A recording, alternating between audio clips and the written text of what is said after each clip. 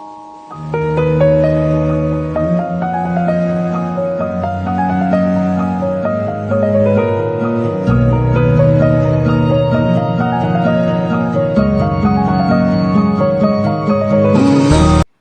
Friends, welcome to my channel. இந்த வீடியோவில் நம்ம என்ன பார்க்க போகிறோம்னா, எல்லாருக்குமே ரொம்ப ஃபேவரட்டான மஷ்ரூம் பிரியாணி எப்படி பண்ணுறதுன்னு பார்த்துடலாமா? அதுக்கு ஒரு குக்கரில் கொஞ்சமாக நெய் சேர்த்துக்கோங்க. நெய் நல்லா உருகி வந்ததுக்கப்புறம் கொஞ்சமாக தேங்காய் எண்ணெய் பிரியாணிக்கு நல்ல ஃப்ளேவர் கொடுக்கும். எண்ணெய் நல்லா சுடனதுக்கப்புறம் கொஞ்சமாக கல்பாசி, ஒரு நட்சத்திர சோம்பு, ஒரு சின்ன துண்டு பட்டை, ஒரு பிரிஞ்சி இலை, 2 கிராம்பு, இது கூடவே கொஞ்சமாக பெருஞ்சீரகம் சேர்த்து அது நல்லா பொரிஞ்சக்கப்புறம் 2 மீடியம் சைஸ் பெரிய வெங்காயத்தை இந்த மாதிரி நீல வாக்கில் ஸ்லைஸ் பண்ணி உள்ளே சேர்த்துக்கோங்க. வெங்காயம் நல்லா பொன்னிறமாகிற வரைக்கும் நல்லா வதக்கி எடுத்துக்கோங்க. வெங்காயம் பாதி வதங்குறப்ப 2 பச்சை மிளகாய் இந்த மாதிரி நீல வாக்கில் கீறி உள்ளே சேர்த்துக்கோங்க. வெங்காயம் நல்லா வதங்கி வந்ததுக்கப்புறம் ஒரு சின்ன தக்காளி அதையும் நீல வாக்கில் ஸ்லைஸ் பண்ணி உள்ளே சேர்த்துட்டு நல்லா வதக்கினதுக்கப்புறம் 1 டேபிள் ஸ்பூன் இஞ்சி பூண்டு விழுது சேர்த்துட்டு பச்சை வாசனை போகிற வரைக்கும் வதக்கி எடுத்துக்கோங்க.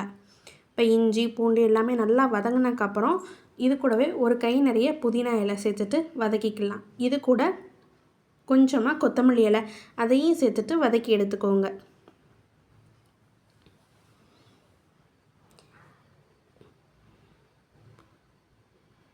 இப்போ இது எல்லாமே நல்லா வதங்கி வந்திருக்கு பாருங்கள். இப்போ நம்ம மசாலா பொருட்கள் ஆட் பண்ணிடலாம். கொஞ்சமாக மஞ்சள் தூள்,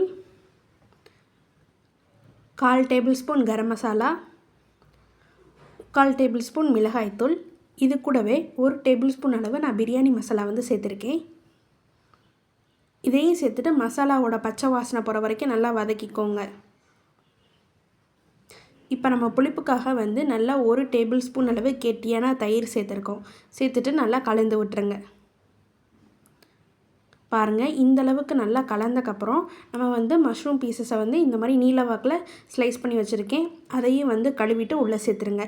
சேர்த்துட்டு அந்த மசாலாவோட மஷ்ரூம் நல்லா கோட்டாகிற மாதிரி நல்லா கலந்து விட்டுருங்க. அப்படின்னா தான் மசாலாவோட எல்லா ஃப்ளேவரும் மஷ்ரூம்குள்ளே இறங்கி வரும்.